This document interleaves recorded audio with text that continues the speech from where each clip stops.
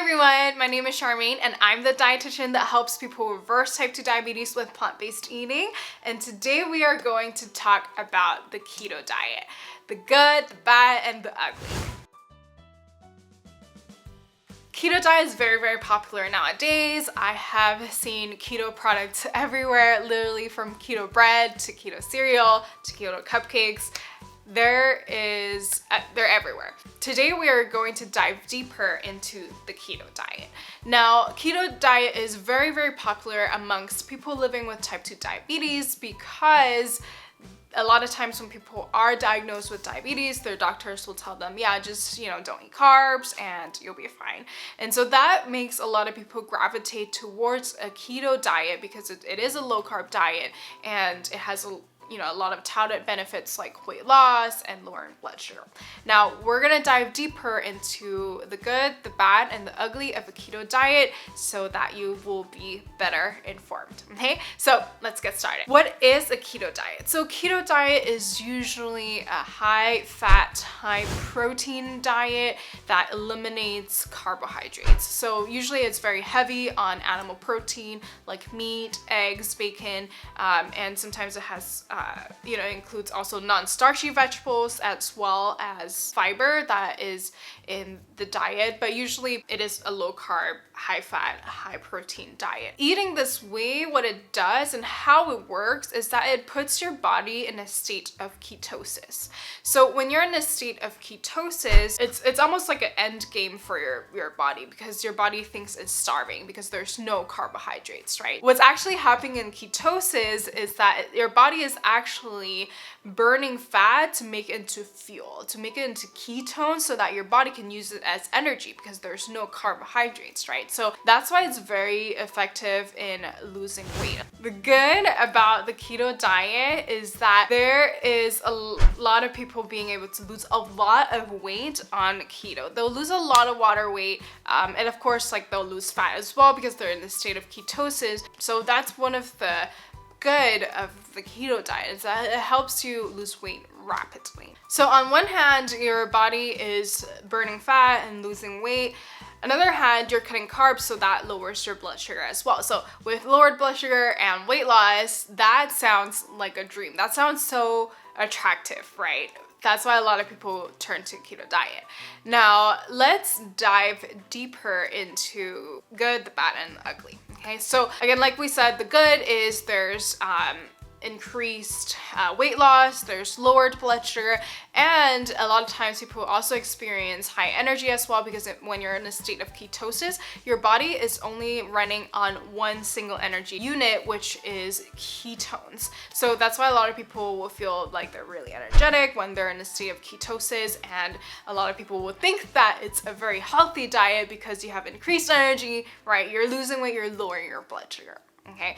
Now, is that the whole entire truth? Now let's dig deeper into the bad and the ugly. The biggest bad of the keto diet is that it is not sustainable. A lot of times when people go on a keto diet, they'll lose weight, they'll lower their blood sugar, but then it's very hard for them to stay on track because physiologically your body craves carbohydrates. Your body is supposed and designed to run on carbohydrates. When it's in a state of ketosis, which is when you're on a keto diet, it thinks that it's starving. So naturally it will crave a lot of carbohydrates and make it so much more harder to make this lifestyle sustainable. So a lot of those benefits that we talked about with weight loss and with lowered blood sugar and energy, right?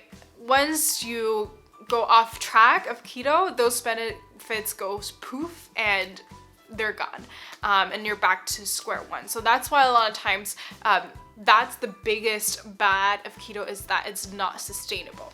Now let's move on to worsening insulin resistance. That's another bad of keto is that it actually worsens insulin resistance. So from another video, you've learned that insulin resistance is caused by a high saturated fat diet. Now, if you look at the keto diet, most of these foods are consisting of things like bacon, eggs, red meat, which usually are very, very high in saturated fat. And even though there's a lowered blood sugar because you're eating less carbs, you're actually worsening the root of the problem, which is insulin resistance, right? You're taking care of the surface of the problem, which is blood sugar, but you're actually worsening the root of the problem, which is insulin resistance. So that's why I don't usually recommend a keto diet for reversing insulin resistance, because it actually does the opposite. There's actually a long-term study that shows that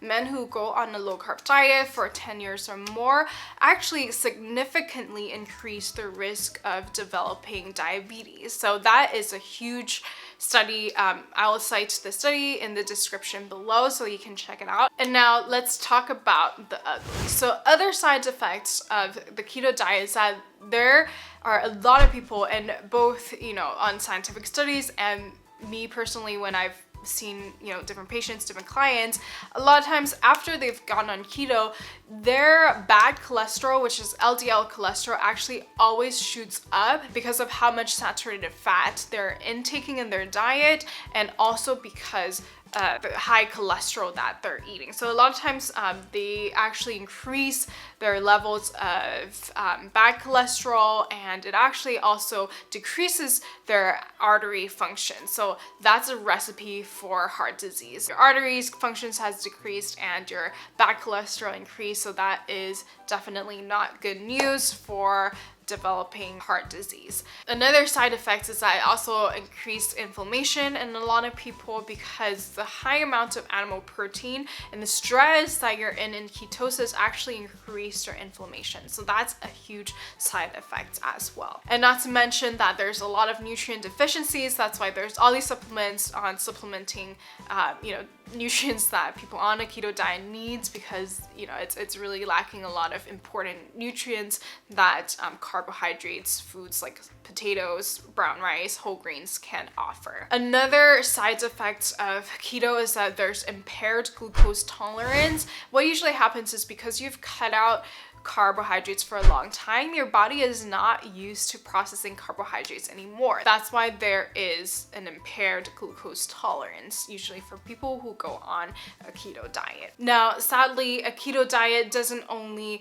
increase your heart disease risk, it also increases your cancer risk, like colon cancer. There has been studies that shows that people who go on low carb diet actually have a shorter life expectancy, and their mortality risk actually increased, and I'll cite the study there as well. All in all, hopefully that, it is a little bit scary, but because of how extreme this diet is, it also causes a lot of, there's extreme weight loss, but there's also extreme consequences as well. So if you are looking to reverse your type 2 diabetes without going through all those risks and all those side effects, then make sure you include more whole plant foods into your lifestyle, that you can adopt more of a whole foods plant-based lifestyle that will actually help you solve the root cause of the problem, which is insulin resistance. If you have any more ideas on